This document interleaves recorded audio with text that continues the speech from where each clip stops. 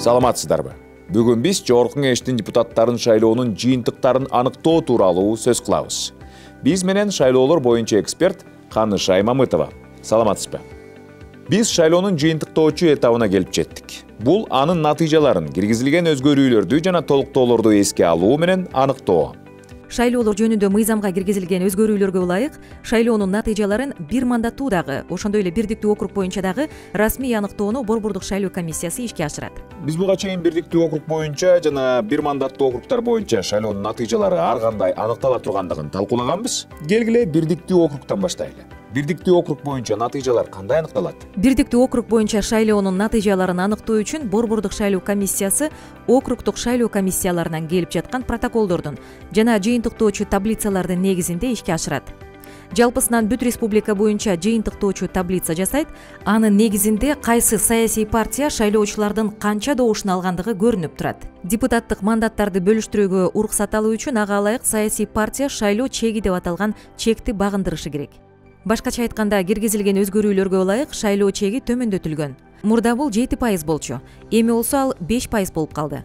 Алгач саясий партия шайлоого катышкан шайлоочулардын добушунун 5%ын алууга тийиш. Добуш бергендердин санына карата.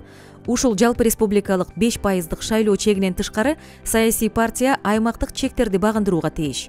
Башкача айтканда, ал ар бир областта, шаарларда жана Бишкек шаарында добуш берүүгө катышкан шайлоочулардын добуштарынын 5%дан кем эмес бөлүгүн алышы керек. Ага ылайык ушул эки тосмону жеңген саясий партиялар мандаттарды бөлүштүрүүгө киргизилет жана бөлүштүрүүгө жаткан мандаттардын саны ар бир саясий партияга квота боюнча аныкталат. Ал дагы мыйзамда жазылган.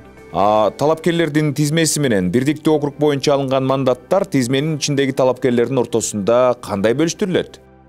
Квоталар талапкерлердин тизмесинин ичинде мандаттарды бөлүштүрүүдө эске алынабы? Мыйзамда саясий партияга таандык мандаттарды бөлүштүрүүдө биринчи кезекте айымдардын ортосунда 30%дан кем эмес мандаттарды бөлүштүрүү керек.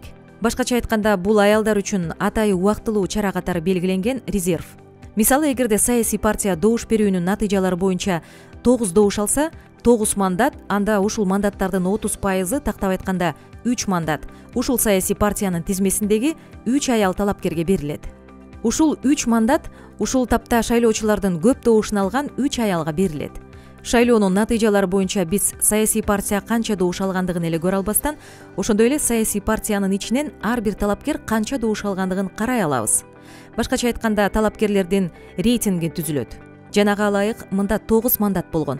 Алардын ичинен 3-өөнү биз аялдарга 30% кылып беришибиз керек. 3 мандат шайлоочулардын көп добушун алган 3 аялга берилет.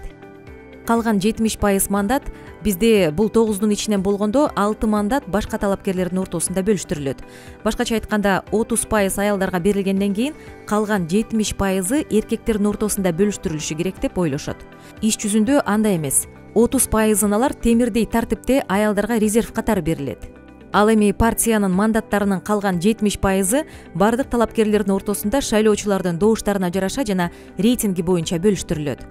Бул кырдаалда эгерде аял талапкерлер шайлоочулардын добуштарын эркектер менен бирдей ала турган болсо, анда аларда ошол 30%дан тышкары дагы мандаттардын 70%нын кайсы бир санын өзүнө алып алууга мүмкүнчүлүктөрү бар. Ал эми шайлоонун натыйжалары бир мандаттуу округдар боюнча кандай аныкталат? Бир мандаттуу округда бардыгы кыйла жөнөкөй.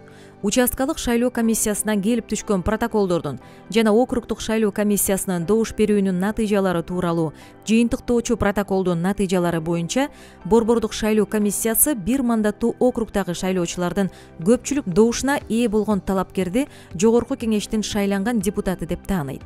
Башкача айтканда, бул жерде бир мандаттуу округда талапкер мисалы добуш берүүгө келген шайлоочулардын 50%дан көбүнө ээ болушу талап кылынбайт. Ал утушуу үчүн калган бардык талапкерлерге караганда көбүрөөк добушка ээ болушу жана ага ылайык бардыгына каршы позицияга караганда көп болушу жетиштүү болот. Бул жерде айтмакчы, биринчи 2 талапкер бирдей сандагы добуштарды алып калышы мүмкүн. Мисалы, округ боюнча талапкер Иванов же Петров бара жатышкан. Алардын бир мандаттуу округ боюнча бирдей сандагы добуштарга ээ болушкан. Алар экөө тең лидерлер сыяктуу жана алардагы добуштардын саны бирдей. Мындай учурда мыйзамга ылайык мандат каттоого биринчи болуп документтердин толук пакетин тапшырган талапкерге берилет. Мына ченем ушундай. Кандай мөөнөттө Жогорку Кеңештин депутаттарын шайлоонун натыйжаларын аныктайт? Бул жерде мыйзам менен Борбордук шайлоо комиссиясы 20 күндүн ичинде шайлоонун натыйжаларын аныктай тургандыгы аныкталат. Алдыдагы шайлоодо бул 18 декабрдан кеч эмес болот жана 2 жуманын ичинде шайлоонун натыйжаларын аныктаган күндөн тарта алар расмий түрдө жарыяланууга тийиш. Чоң рахмат. Биз менен шайлоолор боюнча эксперт Канышай Мамытова болду.